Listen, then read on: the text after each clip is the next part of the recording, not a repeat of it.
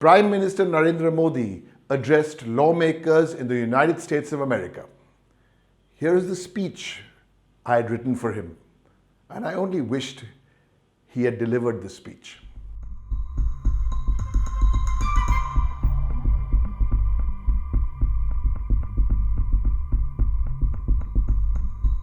Madam Vice President, Mr. Speaker, majority and minority leaders of both houses of Congress, members of the Senate and the House of Representatives, ladies and gentlemen. As a representative of the world's largest democracy and an emissary of its goodwill to the world's oldest democracy, I am delighted, I am honored to be speaking once again before you.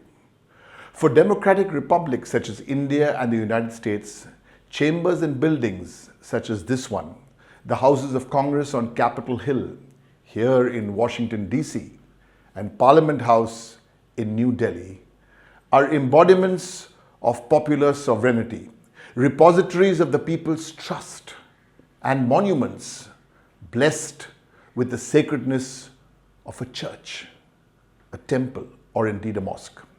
To serve here, to speak here, is as much a political act as a spiritual one. I stand before representatives of the American people from all states and regions of your country, representing both your major parties. You have welcomed me, not in my personal capacity, but as the Prime Minister of a friendly country and a trusted partner. This sense of bipartisanship offers a telling lesson on how great achievements in a nation's history are achievable only if invested in by all political stakeholders across party lines. This is what defines the enlightened national spirit. Why am I making this point? It is to emphasize that the strength of the India-US relationship today and the outcomes and agreements that we have achieved on this visit are a function of continuity. We have built on the work of our predecessors. In the heat and dust of politics and campaigning, it becomes difficult to appreciate or even admit this. My government has taken forward the diplomatic agenda of my predecessor's government. He in turn picked up the thread from his predecessor. There is a thread of continuity in the service of India. From our first Prime Minister, Jawaharlal Nehru, to the first Prime Minister from my party, Atal Bihari Vajpayee, to my predecessor, Dr. Manmohan Singh, to my term in office. I last spoke here in 2016. I was 2 years old as Prime Minister.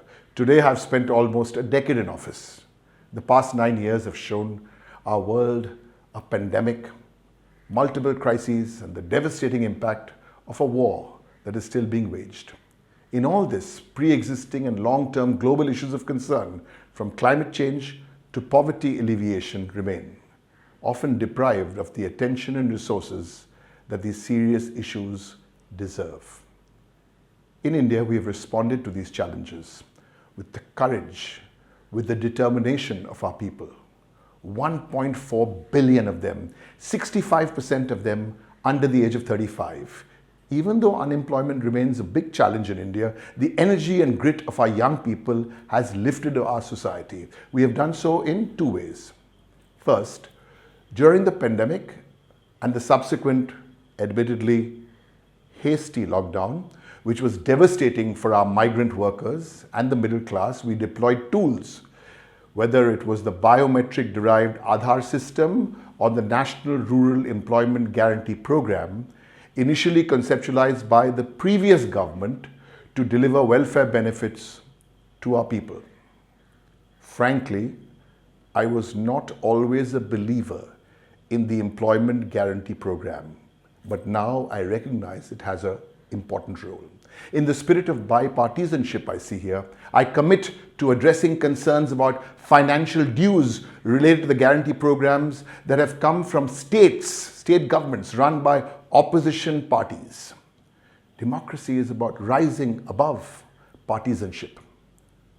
Second, to give a fillip to the economy, we have undertaken reforms and opened up many business sectors to greater global investment as well as spending on infrastructure. This was started in 1991 and now an attractive global economy for global investors.